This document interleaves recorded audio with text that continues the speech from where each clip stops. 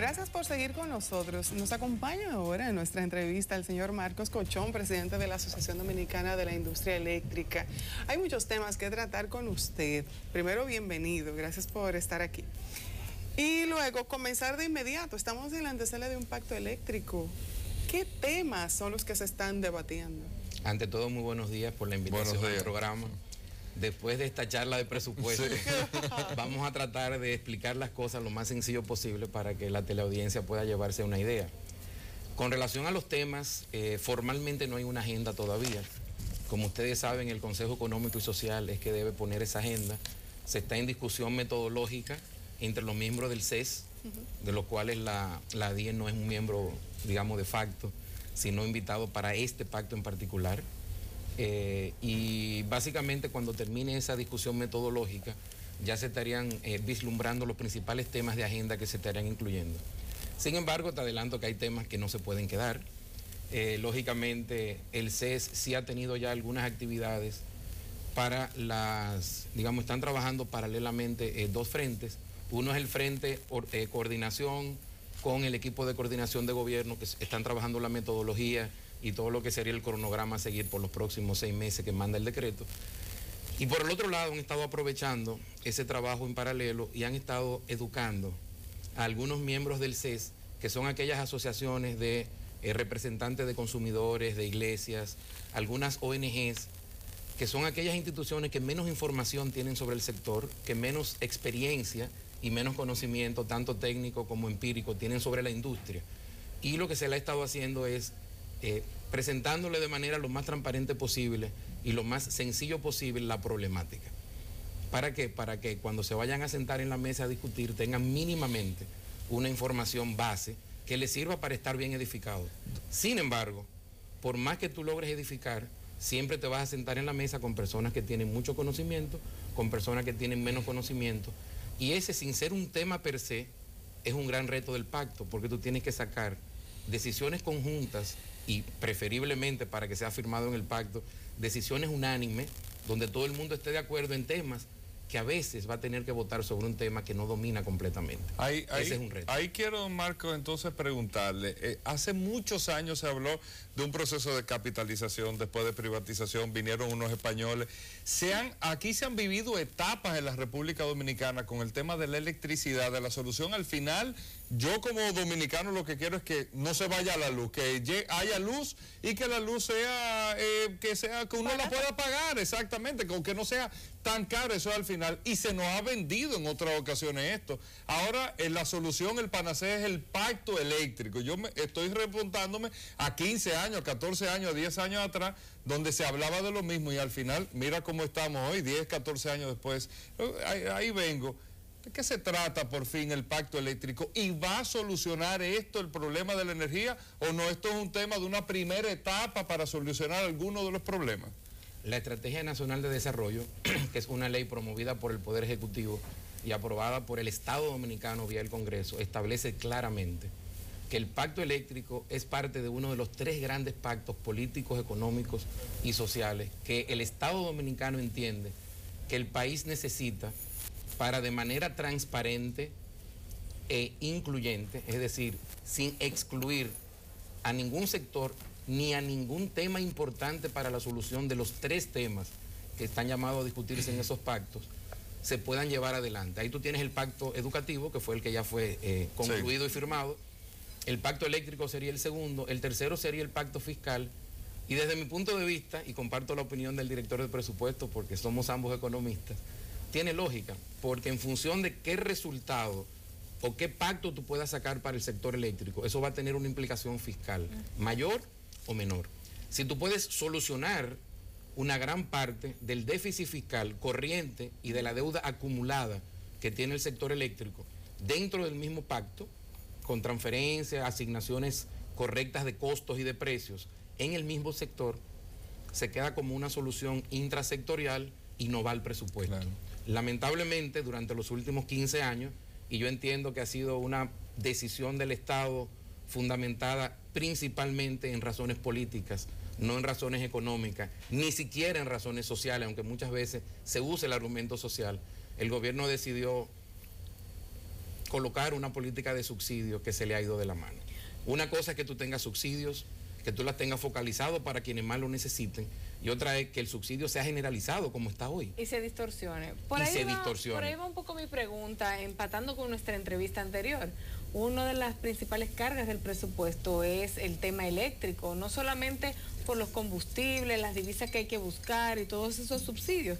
¿Cómo salir de ese círculo vicioso e impactar positivamente el presupuesto y lograr que el sector funcione eficientemente? Se han tratado todas las fórmulas, privatizarlo, como decía Hugo, se ha hecho luego de todo hacerlo aquí, totalmente privado, mixto. ¿Cuáles son las salidas que se vislumbran?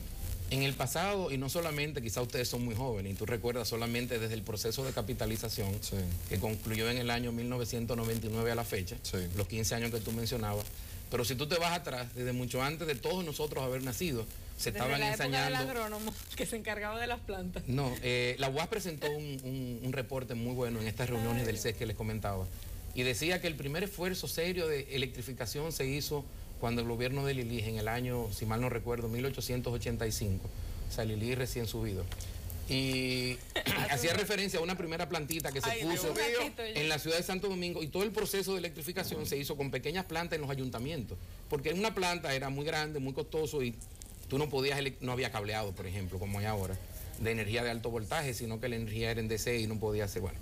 Básicamente, ¿qué sucede? Todos esos esfuerzos que se han hecho han desconocido, como bien dijo el director del presupuesto, algunos principios básicos para que esas políticas hubieran sido efectivas. Y la primera de ellas es que no se ha planificado a largo plazo. El director del presupuesto hablaba de la emisión de presupuestos multianuales. En un sector como el sector eléctrico, que es altamente intensivo en capital, cualquier inversión en generación te cuesta 200, 300 millones de dólares, la más pequeña, y te toma 3, 4 años desde la planificación, diseño, construcción y ejecución. Las plantas de carbón. La planta de carbón, multiplícalo por 6, esos números, y súmale 2 o 3 años más. Entonces, cualquier inversión en distribución o en transmisión también te toma más de un año en ejecutar.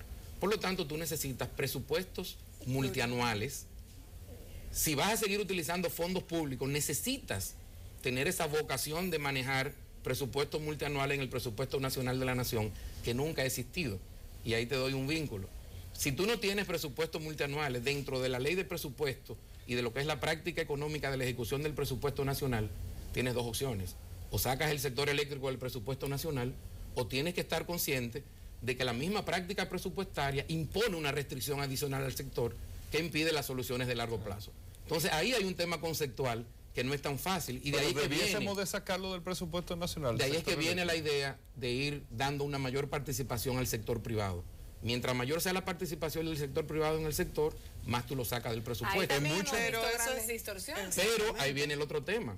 No se quiso reconocer y transparentizar los costos, entonces ha habido una falla por el costo y el gobierno tiene que volver a aumentar su participación. Ha habido contratos realmente perjudiciales para el Estado. Pero que también los ha propuesto el Estado, y ahí volvemos a las contradicciones. Ahora, ¿cómo el Estado propone un contrato? O peor aún, hay una práctica que esto es, como se dice, un ejemplo de libro académico. Cuando tú firmas un contrato en un servicio de infraestructura, y se puede decir que la electricidad es un servicio de infraestructura, aunque se ve más fácil en carreteras, en construcciones de temas asociados a transporte, el metro, suministro de agua, pero en general servicios públicos e infraestructura. Cuando tú firmas un contrato de mediano o largo plazo, lo normal y lo más recomendable, porque la historia económica de 300 años de historia en todos los países del mundo recomienda no topar esos contratos. Tú lo firmaste, espera que venzan, y cuando vencen tú haces una nueva licitación o haces un nuevo contrato. Pero ahí es que vengo, don Marco. En el caso de países desarrollados, vamos a hablar del caso americano. JP Morgan, por ejemplo, fue el que se encargó, un empresario, un inversionista privado, en electrificar gran parte de los Estados Unidos. Otros empresarios privados se encargaron de invertir empresas, de hacer todas las inversiones, y de ahí, bueno, como negocio a largo plazo. Aquí el empresario dominicano no ha invertido y por eso también es tan costosa. No debe de ser el empresario privado que esté llamado a invertir y a manejar la electricidad. Pero hemos tenido mala experiencia con los sectores privados. Bueno, lo que pasa es que con un mal árbitro, pero con un mal árbitro que ha sido el Estado también. Tu pregunta es sumamente válida, Hugo. De hecho, entiendo que una de las expectativas o de las intenciones que tiene el Estado y el Poder Ejecutivo en particular como representante del Estado en el pacto es tratar de motivar al capital privado a que aumente su participación en el sector eléctrico. Sin embargo, ahí la pregunta que hay que hacerse es, ¿qué ha pasado que el sector privado hasta ahora no se ha sentido motivado a invertir en el sector eléctrico? ¿Qué ha pasado? Cuando respondamos a esa pregunta, posiblemente los vamos a motivar más. ¿Qué ha pasado? Número uno, y paradójicamente, contrario a lo que parecería ser el sentido común, todo indica que los retornos en las empresas eléctricas son menores que los retornos que tienen esos empresarios en las actividades económicas que desarrollan. Y su decisión económica y financiera es, sigo poniendo mi capital en las actividades tradicionales en las que invierto y no desvío fondos para invertirlo en el sector eléctrico, donde voy a obtener menores retornos y todo el problema político, todo el problema de riesgo de reputación. O sea, ustedes están en los medios y saben lo que significa el riesgo de reputación. Cada vez que sale un titular diciendo alguna información que no es cierta, o que es parcialmente cierta, o que es completamente mentira, tú le estás generando un daño de reputación a una compañía y a los accionistas de esa compañía. Hay muchos grandes capitales dominicanos que le tienen miedo a ese riesgo de reputación y esa es una de las razones por las que no han invertido en el sector eléctrico. Sin embargo, yo comparto tu opinión. Si los dominicanos, por naturaleza de que estar en el país, debemos saber manejar mejor los riesgos locales, deberíamos tener una mayor vocación a invertir que los inversionistas extranjeros y a retornos más razonables donde todo el mundo pudiera ganar. Ojalá eso se pueda sacar. ¿Quién ha fallado? El árbitro, que es el Estado. Sin lugar a duda, cuando tú analizas una decisión económica y analizas y ves la toma de decisión como un problema, y volvemos a los temas conceptuales, entre un principal y unos agentes, el principal aquí es el Estado, que fija las reglas. El sector privado y los demás agentes, aún la CDE, aún la Superintendencia de Electricidad, todas las agencias públicas son agentes de ese juego de principal y agente. Sin embargo, con este tema de la propiedad y la electricidad siendo algo tan importante hasta de seguridad nacional, acabamos de ver en las terrenas como una disputa entre socios de un negocio privado dejó sin luz a un polo turístico. Entonces muchos entienden, y yo me inclino a entender en acuerdo con esto, que no puede ser completamente privado el negocio eléctrico por un tema de seguridad. ¿Cómo podría responder el sector privado a esto? Mira, es un tema que no tiene que ver con la ADIE porque la empresa de las terrenas no es miembro de la ADIE. Sin embargo, por mi experiencia como regulador, te voy a responder desde ese punto de vista. Aquí ha habido una falla del regulador que no debió haber permitido que la situación llegara hasta ese punto. No es verdad que la agencia reguladora de una industria y no es verdad que los bancos que hacen negocio con esa empresa no sabían de la situación que se estaba incubando dentro de esa empresa. ¿A la Superintendencia de Electricidad? Me refiero a la Superintendencia de Electricidad y me refiero a los bancos que hacen negocio con esa empresa, que debieron haber reportado a la Superintendencia de Bancos o alguna otra instancia sobre esos problemas y a nivel de superintendencias solucionar el tema. ¿Qué pasa en otros países institucionalmente? Que todas las superintendencias, como son instituciones del Estado que hacen prácticamente el mismo trabajo, aunque en sectores diferentes, tienen un nivel de comunicación. Hay países que tienen un superintendente nacional que vela por todo y después tiene superintendente en cada una de las industrias o de las áreas comerciales específicas. Y con esos niveles de control adicionales que no tenemos en el país, se pueden evitar ese tipo de situaciones.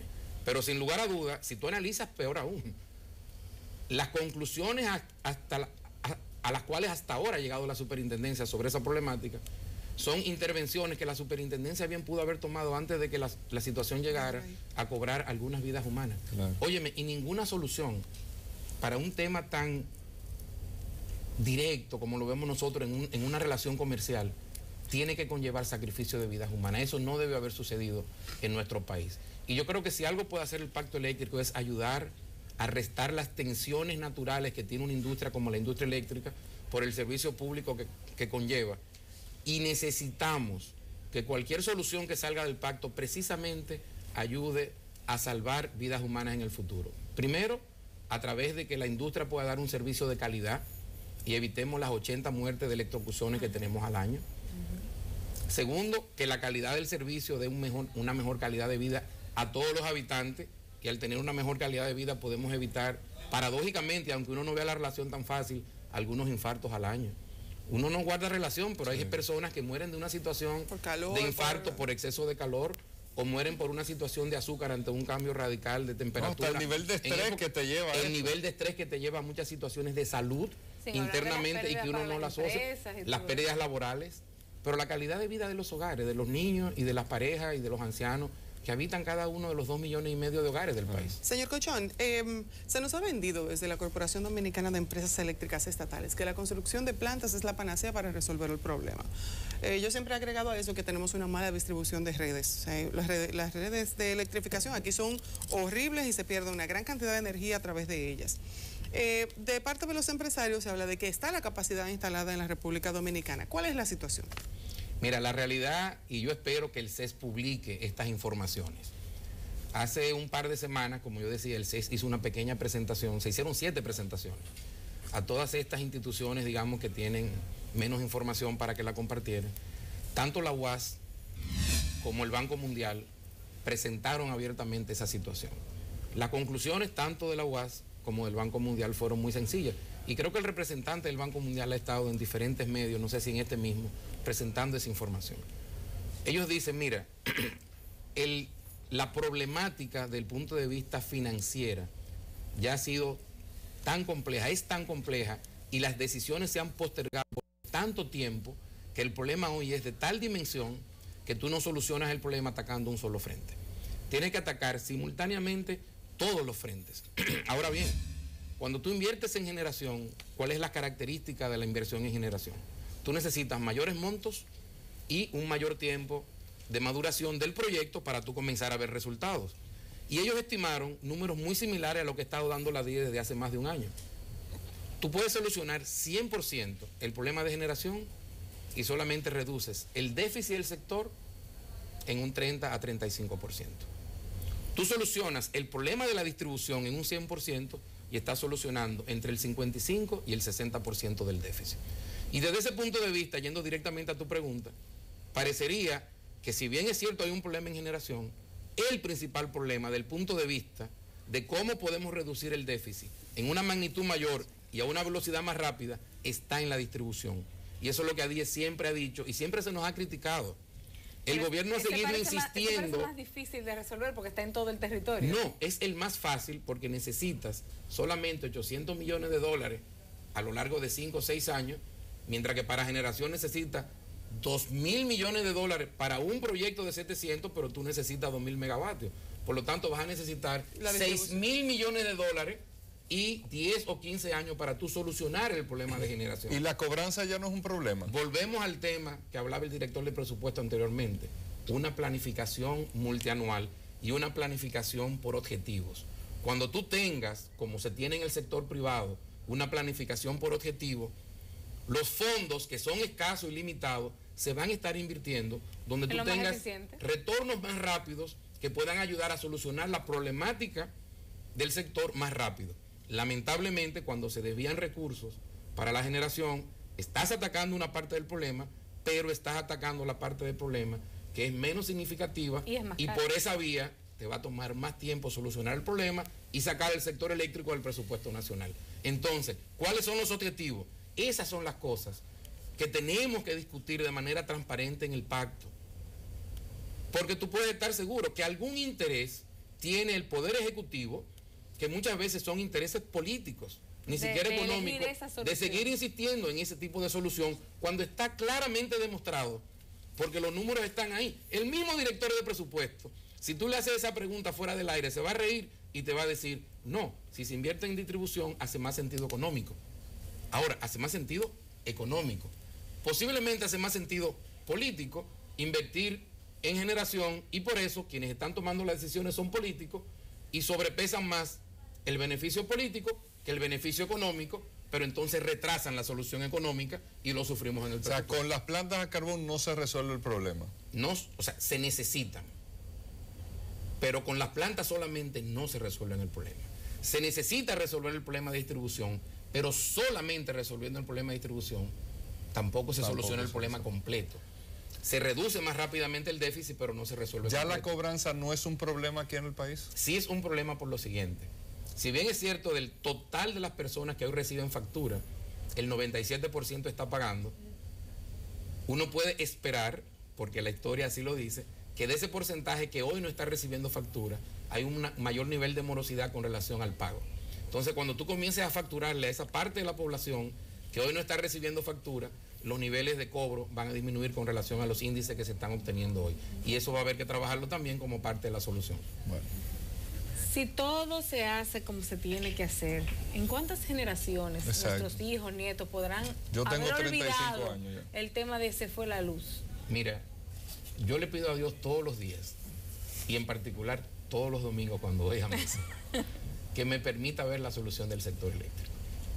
Habemos varias personas, y yo soy una de ellas, que hemos tomado esto como nuestro apostolado. Aportar para que esto se solucione definitivamente. Y fíjate que yo no estoy en el sector público. Yo fui funcionario público por mucho tiempo, tuve roles importantes dentro del sector eléctrico por el lado del sector público, salí del sector eléctrico y de la industria por más de 3 años por decisión personal, porque en los países civilizados, cuando tú ostentas una posición de regulador, tú tienes que desvincularte de la industria por un tema de ética. Y aunque aquí las leyes no lo prohíben, yo personalmente decidí hacerlo por un tema que entiendo que era mi papel cívico, el hacerlo. Y después de eso volví a la industria por un acercamiento que me hizo alguien del sector privado. Y lo más lejos que tenía era que me iba a quedar tanto tiempo en la industria por el lado del sector privado. Sin embargo, eso yo lo veo como una oportunidad de hacer un aporte personal e institucional, tanto como Marcos persona, ADIE institución y la compañía que yo represento, realmente a tratar de buscar solución. Y esta coyuntura del pacto la tenemos en ese momento. Como dice, la suerte es así. Me tocó ser presidente de la ADIE en el momento que se está discutiendo el pacto. Y eso yo personalmente e institucionalmente creo que es una oportunidad para aportar y tratar realmente de conciliar los puntos más importantes para que tratemos de solucionar. La pregunta de Marisabel, nosotros necesitamos tiempo, el dominicano necesita un tiempo. Usted le pide a Dios los domingos que le ayude a ver esto, pero eso estamos hablando de cuánto, 30 años, 20 años, 15 años. Lo que sucede es que hasta que yo no avance en las discusiones del pacto, no me atrevo a dar una fecha. Si algo yo aprendí siendo funcionario público y lo practico del sector privado es que hasta que yo no tenga certidumbre de la información, yo no la manejo como 100% cierto. Si te doy una fecha... Hay algunos que hablaron de meses.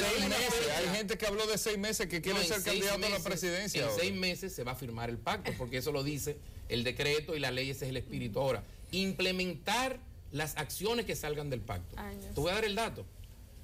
Si tú necesitas 800 millones de dólares, vamos a decir 200 millones de dólares por 4 o 5 años consecutivos en el sector de distribución, mínimo 5 años. Ahora es un proceso, es una planificación multianual. Y tú saber que hoy estamos aquí y queremos llegar aquí a nivel de gasto presupuestario y vamos a hacer un desmonte, y tu objetivo, planificar con objetivo. Tu objetivo es que los que ejecuten todas las acciones se muevan a lo largo de esa curva que tú planificaste. Cuando terminemos eso se elimina subsidio, todo este dinero que estamos votando de subsidio está previsto eliminarse también, cuando terminemos este proceso. Es uno de los escenarios, sin embargo entiendo que no va a ser posible. ¿Por qué? Porque tú tienes población dominicana que necesita un subsidio. Ahora, ¿qué se va a discutir ahí? ¿Qué porcentaje de la población y cuáles familias? Porque la información incluso se tiene focalizada a través del CIUBEN y de los programas sociales que creo que administra el programa de la vicepresidencia de la República, tiene identificado eso. Entonces tú sabes cuáles son los hogares y tú sabes cuál es el nivel de subsidio que hay que darle. 100 kilovatios hora, 125 kilovatios hora. Quien tenga 3 bombillos, un abanico y una nevera no consume más de 100 kilovatios hora. Entonces, ¿por qué hay que subsidiar 400, 500, 600? Exacto. En países civilizados donde hay un subsidio de ese tipo, se asignan 75 kilovatios. En casi toda Sudamérica, claro, tienen menos calor que nosotros, quizás no tienen el abanico, pero un abanico no te suma más de 25 kilos. Entonces tú llegas a ese número y es muy fácil cuantificarlo. La matemática es muy sencilla. 500,000 hogares a 100 kilos son 5 millones de kilos mensuales. 5 millones de kilos mensuales a 10 pesos, por decirte algo, o el número que decidamos, son 50 millones de pesos mensuales. No es el fin del mundo, eso está en el presupuesto. Entonces, ahora, tú desmontar 100 millones de dólares mensuales a tú dejar 20 millones de dólares mensuales o 10 millones de dólares mensuales, eso es una solución. Lo que sucede es que no se llega en un solo año. ¿Por qué? Porque la tarifa o la necesidad de subsidio es una, pero lo más importante es ese 33% de pérdida. ¿Por qué? Porque es una energía que las distribuidoras compran, transmiten a un consumidor y ni siquiera se lo están facturando. Entonces ahí es que está el mayor hoyo. No es en ninguna planta de generación, es en ese 35%. Y cuando se logre hacer esa eficiencia por ese lado, se va a poder hacer. Ahora, yo quiero sí dejar un mensaje muy positivo. En primer lugar, se puede, todos los países del mundo lo han hecho. En segundo lugar, juntos podemos más rápido. Y lo que ha faltado hasta ahora es que nunca hemos estado juntos como país. Aún en el proceso de capitalización, y ustedes lo recuerdan muy bien, el mismo Estado, el mismo Poder Ejecutivo estaba dividido. Sí. Tú tenías secretarios de Estado tirando, enfilando los cañones hacia los secretarios de Estado que estaban aplicando la política pública para la industria eléctrica en procura de reducir un déficit. Y los mismos ministros del mismo gobierno, de la misma administración, eran los primeros que se oponían. Entonces, una condición sine qua non con la que sí tenemos que estar claros es que juntos todos, si no hay un consenso, lamentablemente se va a avanzar más lento. Bueno. Y las decisiones a las que se arriben pudieran no continuarse en el tiempo, que es el segundo gran error que tenemos que evitar. Bueno, cualquier decisión que se tome ahora, hay que darle continuidad, multianual, planificada, por el tiempo que requiera para que madure. Bueno, pues muchísimas gracias por haber compartido estas ideas con nosotros. Esperemos que sí, que se den esta conjunción de elementos para que de una vez por todas la primera frase de tu vida no se fue la luz, aprendió a decir. Eso fue lo primero. 2021 mínimo, estaba haciendo cálculos. Sí, pero ojalá, si tenemos un... Ojalá. Vámonos a una pausa y regresamos con temas tal vez menos electrizantes, pero igual de interesantes.